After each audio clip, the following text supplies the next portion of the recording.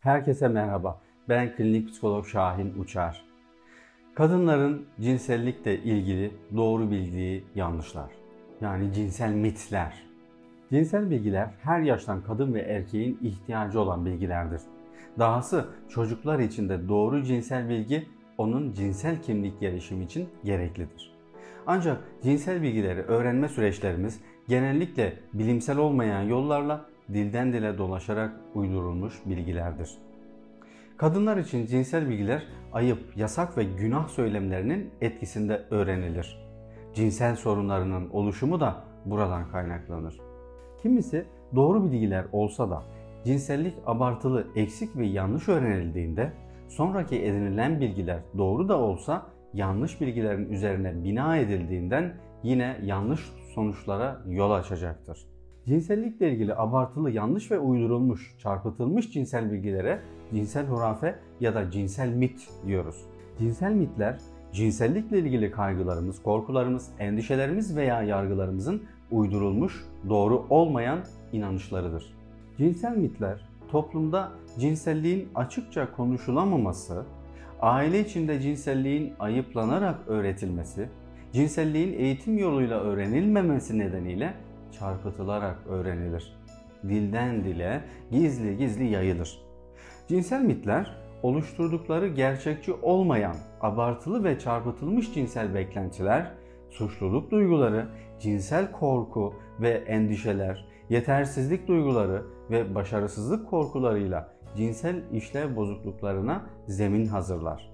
Zamanla cinsel ilişkinin kalitesini olumsuz yönde etkiler. Cinsel hurafeler, cinsel yaşamı zehirler ve cinsel mutluluğun önünde engel oluşturur. En etkili tedavisi ise doğru cinsel bilgileri doğru kişi ve kurumlardan öğrenmektir. En sık karşılaşılan cinsel mitler arasında şunları örneklendirebiliriz. Erkeğin cinsel organı büyükse cinsel ilişkide daha çok zevk verir. Erkekler arasında da bu yanlış inanca sahip olan çok sayıda erkek var. Penisin boyu ve kalınlığı ile cinsel haz arasında bir ilişki yoktur. 9-10 cm boyunda erkek cinsel organı da rahatlıkla kadına zevk ve haz verir. Daha büyük olması daha fazla zevk vereceği anlamına gelmez. Önemli hatırlatırım ki boyu değil, işlevi önemlidir. Bir kadın danışanımın şu cümlelerini çok iyi hatırlıyorum. Onunki kadar küçük bir penis görmedim ama onunla yaşadığım kadar doyumlu bir ilişkide yaşamadım.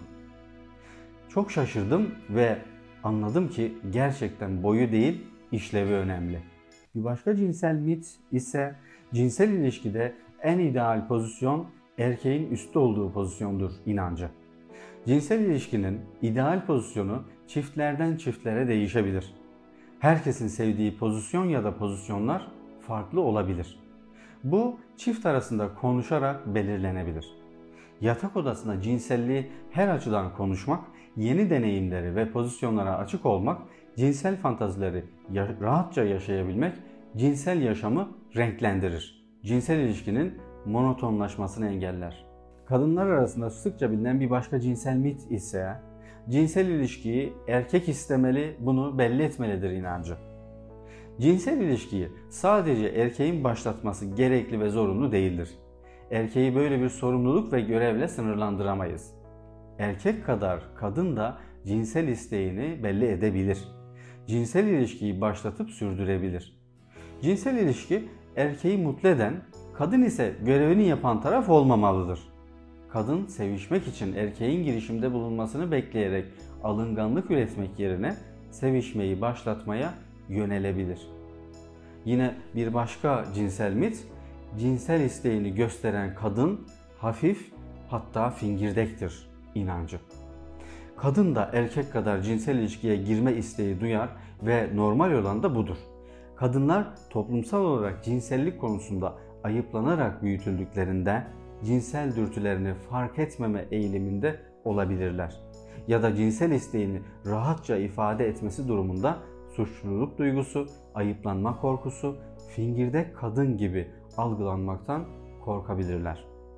Doğal ve normal cinsel dürtülerini yatak odasında kadınlar da yaşayabilmeli. Bunu belli edebilmelidir. Cinsel isteğini gösteren kadın fingirdek veya hafif değildir. Erkek cinsel ilişkiye 7/24 hazırdır inancı. Erkek her istediğinde cinsel ilişkiye hazır olamayabilir. Tıpkı kadınlar gibi. Erkeğin yaşına, sağlık sorunlarına, cinsel ilgisine, stres seviyesine, partneriyle olan cinsel uyumuna ve daha birçok unsura göre bu durum değişkenlik gösterebilir. Haftalık cinsel ilişkiye girme sıklığı erkekten erkeğe değişmekle birlikte her zaman hazır ve nazır olamazlar. Bir kadın olarak erkekten böyle bir beklenti içinde olmanız erkeğin cinsel olarak kaygılanmasına ve kendini yetersiz hissetmesine yol açabilir. Kaldı ki kadınlar da her zaman cinsel ilişkiye hazır olamayabilirler. Bir başka cinsel mit, erkekler üst üste defalarca cinsel ilişkiye girebiliyorsa güçlü erkektir inancı. Kadınların bu tarz bir beklentisi çoğu zaman hayal kırıklığı yaratır. Bazı erkeklerin cinsel ilişki sıklığı daha fazla olabilir. Bazı erkeklerin ise daha az sıklıkta cinsel ilişki arzusu içinde olabilirler. Cinsel ilişki sıklığını etkileyen çeşitli nedenler olabilir.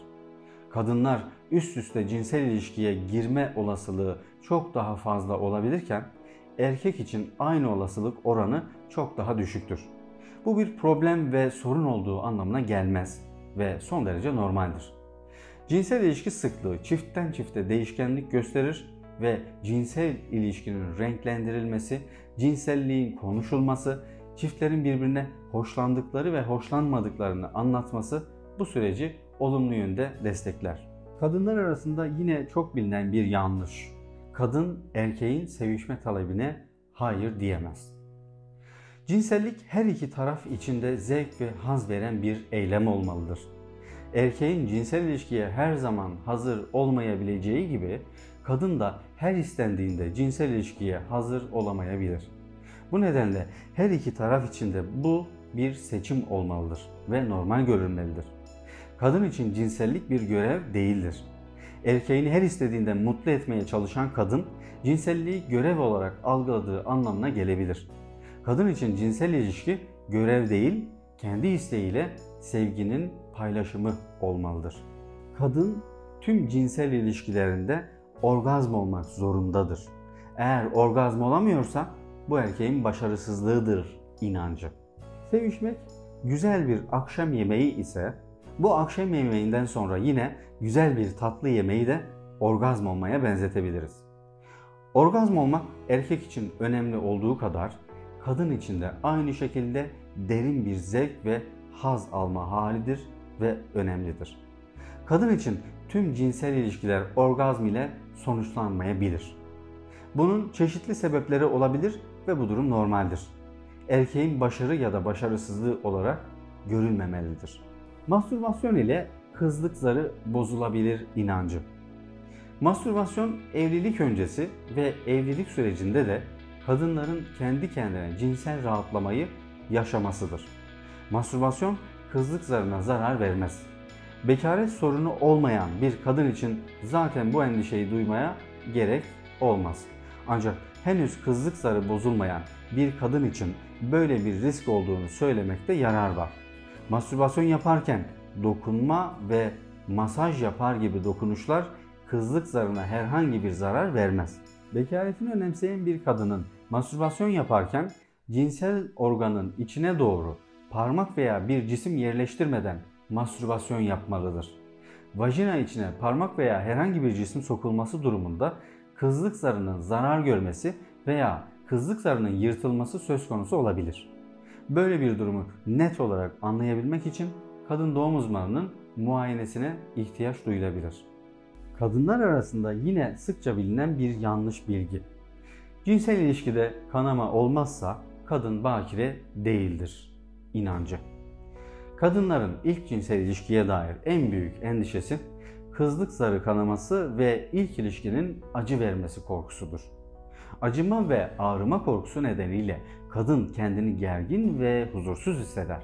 Kendini sıkan kadın için ilk ilişki kısmi bir acı verebilse de kendini rahat bıraktığında bu acı yok denecek kadar az olacak, belki de hiç acı ve ağrı yaşamadan ilişki yaşayabilecektir. Kadının cinsel organının yaklaşık 2 cm kadar iç kısımlarında olan himen ya da kızlık zarı kimi durumlarda zarar görmeyebilir. Bu durum kadının bakire olmadığı anlamına gelmeyebilir. Bazı kızlık zarları esneklik, kalınlık veya derinliği nedeniyle ilk ilişkiye girildiğinde bozulma olmayabilir. Bu durum ile ilgili endişe yaşanıyorsa kadın doğum uzmanından destek alınabilir. Bu ve benzer yönde çok sayıda cinsel hurafenin, cinsel yanlış bilginin olduğunu biliyoruz.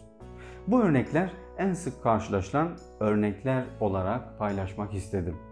YouTube sayfamda kadın cinselliği ile ilgili doğru bilinen yanlışlar hakkında yazacağınız sorularınızı cevaplıyor olacağım.